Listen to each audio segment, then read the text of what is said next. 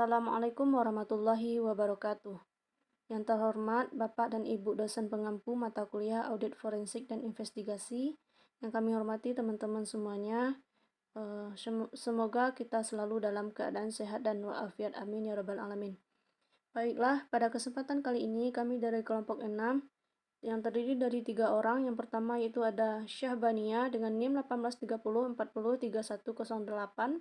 Dan yang kedua ada Tasya Yulia Putri dengan NIM 1830403109. Dan yang terakhir yaitu saya sendiri Tika Maulani dengan NIM 1830403111. Baiklah, pada kesempatan kali ini kami dari kelompok 6 akan mempresentasikan materi mengenai korupsi. Yang mana penyampaian materi pertama yaitu oleh saya sendiri mengenai pengertian korupsi dan sebab orang melakukan korupsi. Oke, saya akan masuk pada materi yang pertama yaitu apa itu korupsi. Nah, pada dasarnya korupsi merupakan suatu tindakan yang menyimpang yang dapat terjadi kapanpun dan dimanapun sepanjang insentif yang dihasilkan cukup besar. Korupsi bisa terjadi di sektor publik maupun swasta, bahkan di tingkat masyarakat. Nah, masalah korupsi itu sendiri tidak hanya dihadapi oleh negara yang berkembang saja, namun juga beberapa negara-negara maju sekalipun juga mengalami hal tersebut. Nah, berikut pengertian korupsi. Yang pertama yaitu ada menurut Kamus Besar Bahasa Indonesia atau KBBI. Korupsi secara harfiah berarti buruk, rusak, suka memakai barang atau uang yang dipercayakan kepadanya, dapat disogok melalui kekuasaannya untuk kepentingan pribadi. Ataupun secara terminologinya, korupsi adalah penyelewengan atau penggelapan uang negara atau perusahaan untuk kepentingan pribadi dan orang lain. Dan juga ada definisi korupsi dari bahasa Latin, yaitu corruption dari kata kerja corrumpere, yang berarti busuk, rusak, menggoyahkan, memutarbalik, atau mengoyak. Dan juga menurut pasal 2 ayat 1 Undang-Undang nomor 21 tahun 1999 tentang pemberantasan tindak pidana korupsi menyebutkan bahwa orang yang dapat dipidana karena tindak pidana korupsi adalah setiap orang yang secara melawan hukum melakukan perbuatan memperkaya diri sendiri dan orang lain atau suatu korporasi yang dapat merugikan keuangan negara atau perekonomian negara. Jadi, korupsi adalah penyalahgunaan kepercayaan yang diberikan publik atau pemilik untuk kepentingan pribadi atau orang lain ataupun kelompok.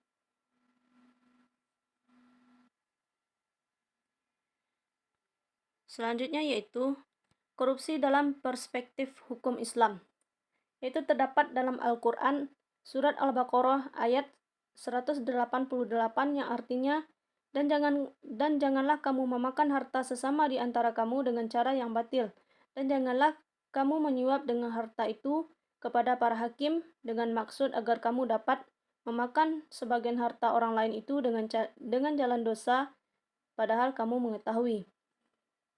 Kandungan dalam ayat ini yaitu dilarang memakan harta sesama dengan jalan yang batil, yaitu dengan cara membawanya kepada pihak penguasa, diantaranya hakim, dengan menyogoknya agar dimenangkan perkaranya sehingga ia dapat menguasai kekayaan tersebut.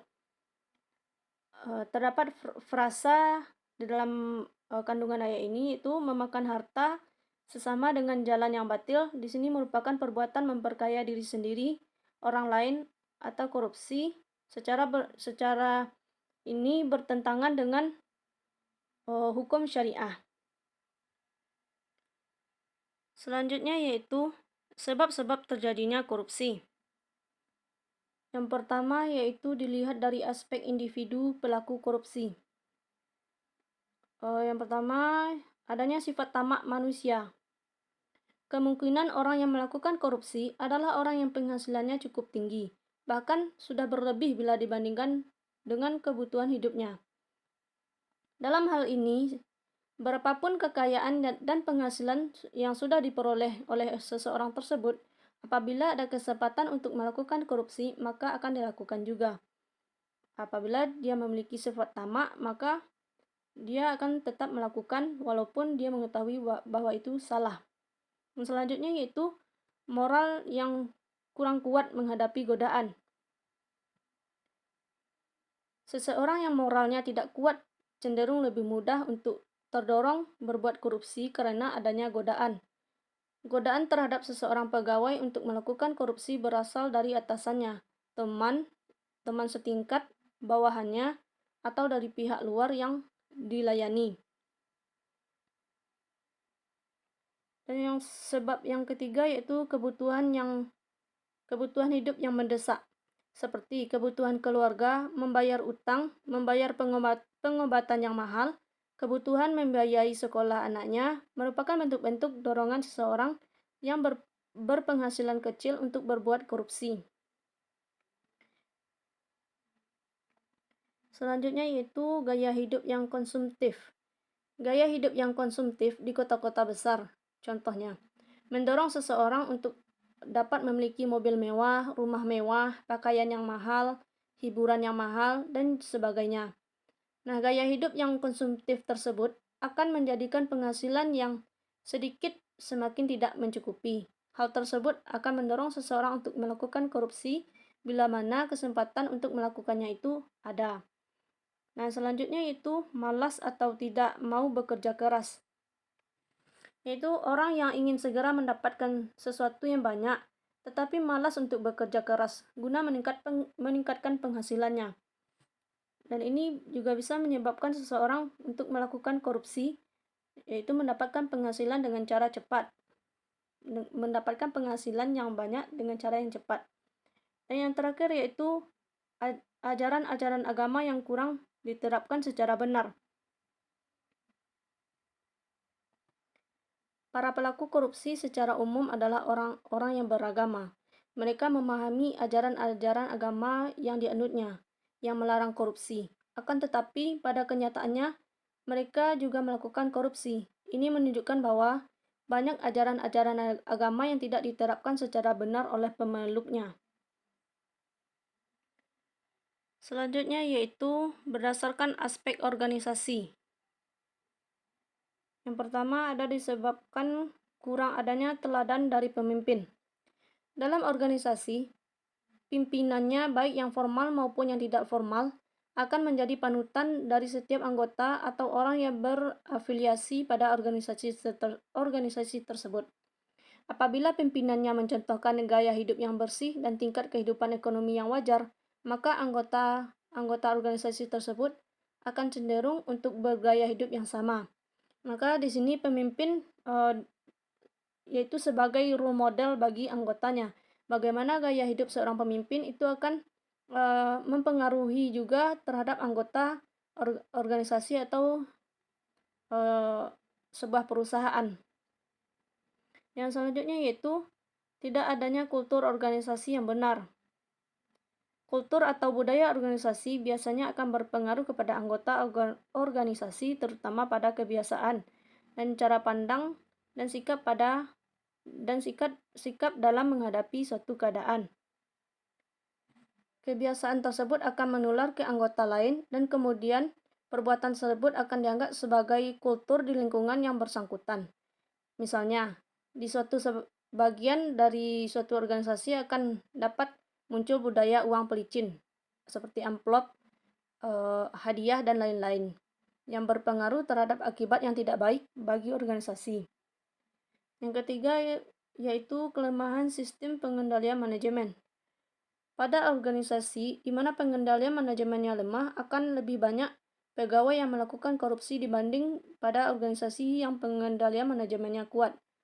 Seorang pegawai yang mengetahui bahwa sistem pengendalian manajemen pada organisasi di mana ia bekerja lemah, maka akan timbul kesempatan atau peluang baginya untuk melakukan korupsi. Dan selanjutnya itu, manajemen cenderung menutupi korupsi di dalam organisasi.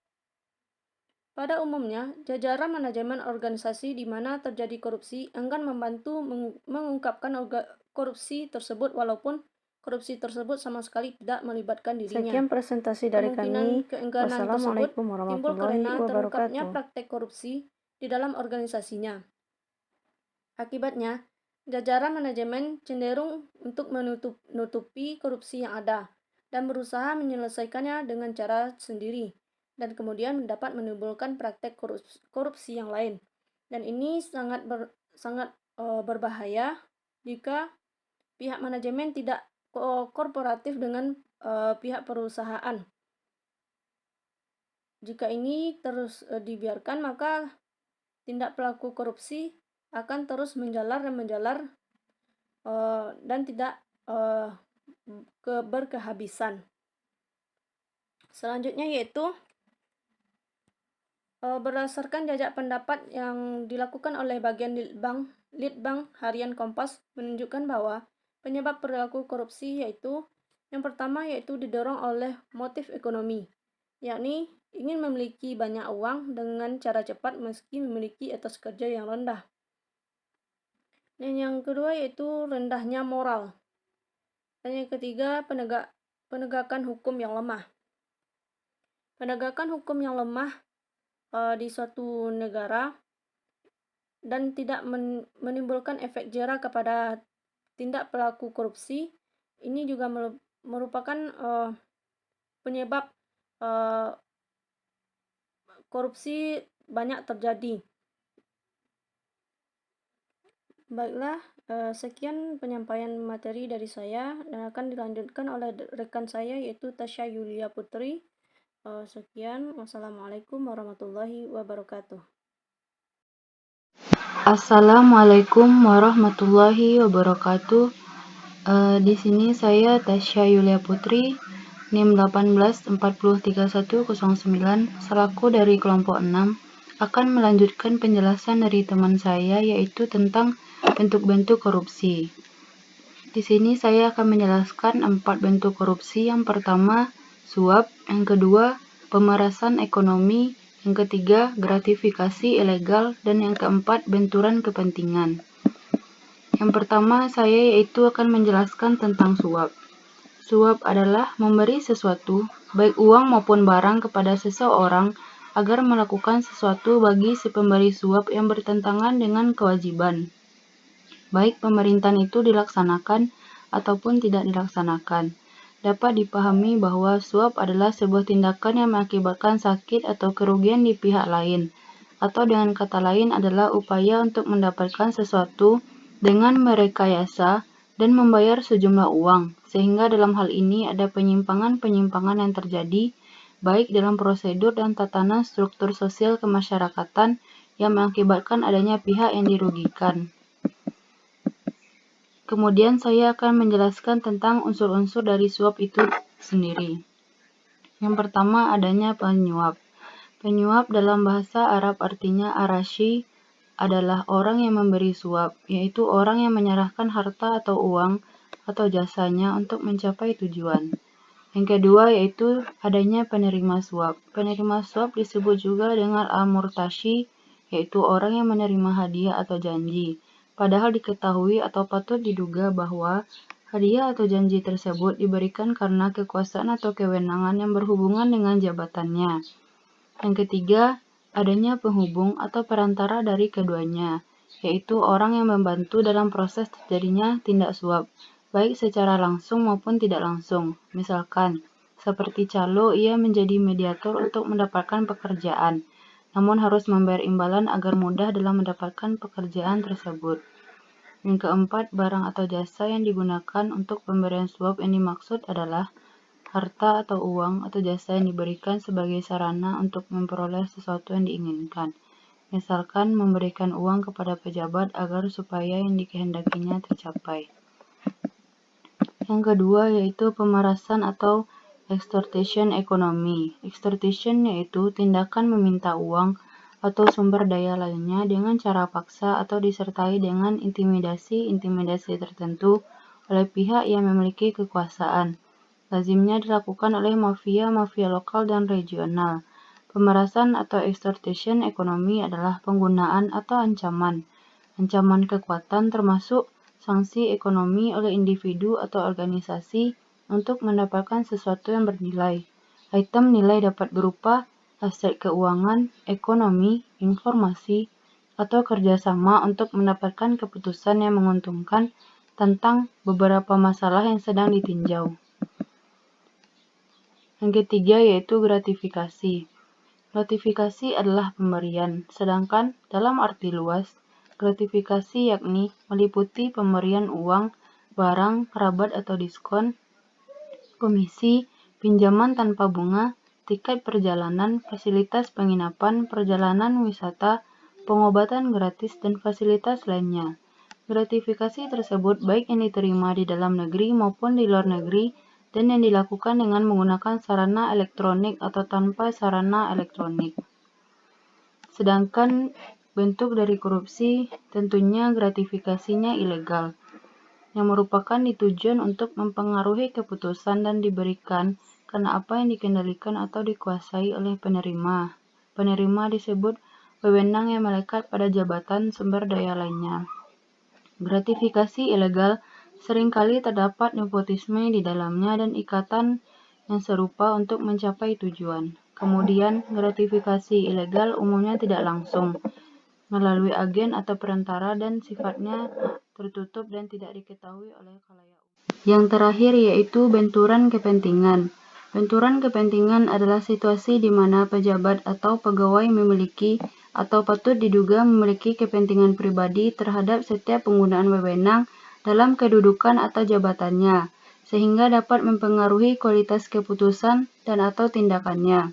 Potensi adanya benturan kepentingan harus dapat ditangani secara tepat sesuai undang-undang yang berlaku agar setiap keputusan yang diambil telah dilandasi dengan pertimbangan yang profesional, objektif, berintegritas, independen, transparan, dan responsibel. Sekian penjelasan dari saya, dilanjutkan oleh teman saya.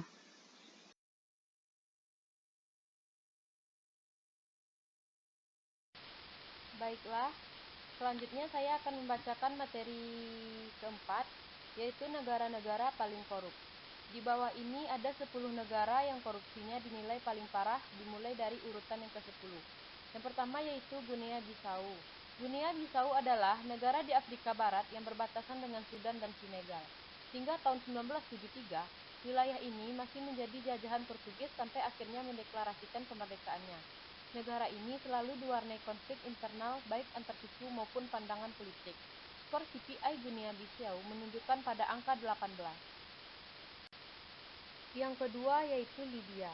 Libya menjadi negara merdeka pada tahun 1951. Terjadi perang sipil. Perang sipil inilah yang kemudian memulai Arab Spring, di mana banyak negara Arab yang dipimpin diktator kemudian mulai melakukan perlawanan. Sejak 2011 hingga saat ini, situasi di Libya masih cukup tegang antara militer dan sipil. Kericuan terus-menerus membuat Libya mendapat skor 18 dalam urutan CPI. Yang ketiga yaitu Korea Utara. Sejak Perang Korea yang berlangsung tahun 1950 sampai dengan 1953, Korea Utara menjadi negara militeristik. Selain dipimpin oleh tokoh militer, 37% penduduknya terlibat dalam organisasi militer negara. Sistem sentralistik dan budaya KKN yang melibatkan keluarga dan rekan-rekan dekat pejabat politik di Pyongyang menimbulkan kesenjangan ekonomi yang tinggi. CPI memberi skor 17 untuk Korea Utara. Dan selanjutnya, di urutan keempat terdapat Venezuela. Sejak ditemukannya sumber cadangan minyak mentah terbesar di wilayahnya, Venezuela mengubah ekonominya dari berbasis agrikultur ke pertambangan minyak. Meski ekspor minyak ini mendatangkan pendapatan yang besar bagi negaranya, kekayaan hanya berputar di birokrasi dan kalangan atas. Hal ini juga mendorong Venezuela menanggung utang luar negeri yang sangat banyak. Skor CPI Venezuela adalah 16. Dan di urutan kelima terdapat Afghanistan. Afghanistan di abad 18 dan 19 adalah pintu yang menghubungkan Uni Soviet dan Eropa ke negara-negara di Asia Barat dan Selatan. Karenanya, ketika ada kekuatan global baru yang muncul, Afghanistan jadi tempat berlangsungnya konflik. Tahun 2019, CPI memberi skor 16, berisian dengan Venezuela dan Sudan.